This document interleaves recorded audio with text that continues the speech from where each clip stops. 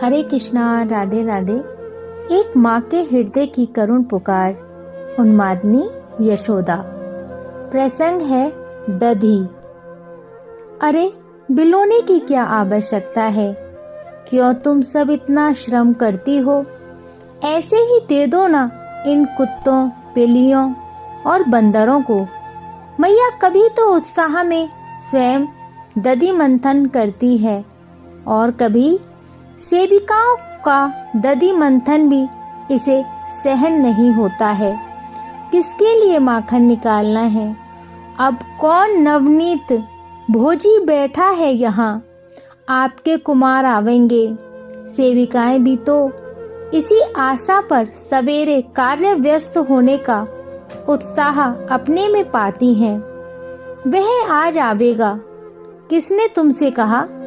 मैया उत्सुक होकर पूछती हैं। तुमने कहा सुना। वे आवेंगे ही, सेविका और क्या कह सकती हैं। ब्रिज में सभी तो यही कहते हैं, मानते हैं और इसी आशा पर जीवित हैं। वह कितना दधी माखन खा लेगा। मैया का कुछ ठीक नहीं है। कभी तो स्वयं पद्मगंधा गौ के दुग्ध का दधी मंथन करने लगेगी, उसके लिए मैं माखन निकालूंगी। और कभी सेविकाओं को भी मंथन नहीं करने देगी। मेरे गोष्ठ में गायों का अभाव है। वह आवेगा तो दधी माखन कम मिलेगा।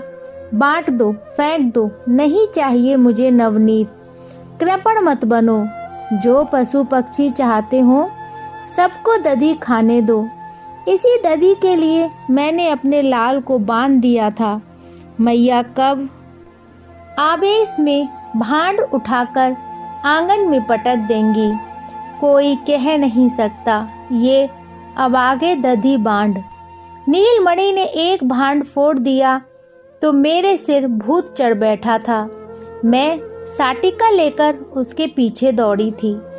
सेविकाएं स्तंभ हो जाती हैं, चुपचाप भवन के भांड छिपाने लगती हैं। ऐसे आवेश के समय ब्रजेश्वरी को संभालना बहुत कठिन होता है।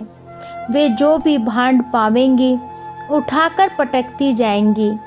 साटिका कोई दिख जाए तो टुकड़े टुकड़े कर देंगी।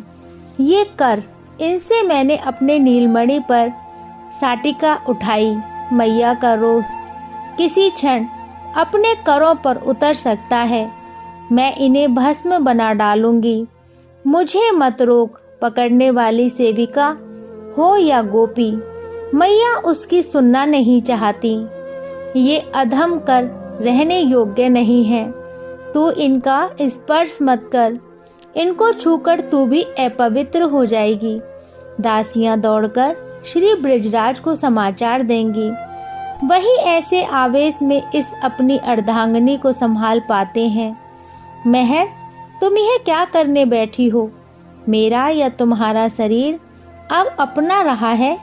बाबा व्यथा भरे स्वर में कहते हैं। तुम्हारा नीलमणि आवेगा और जब अपनी मैया के करों में वर्ण देखेगा, उनके कमल नेत्रों की धारा रुकेगी।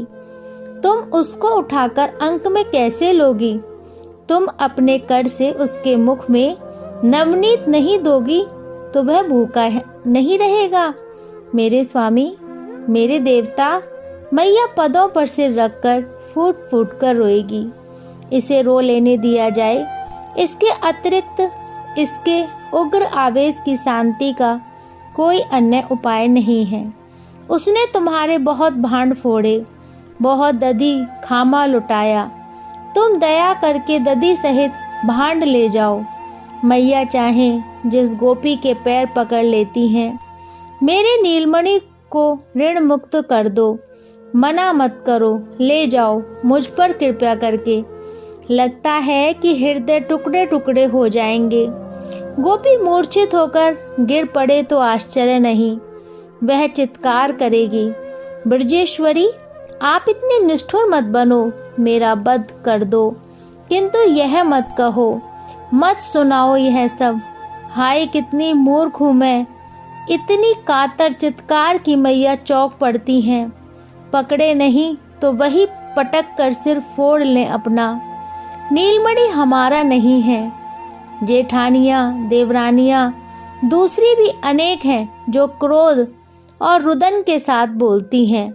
हमने कभी तुम्हें उल्हाना दिया था, उसे कभी कुछ कहा भी तो अपने को ही तो कहा।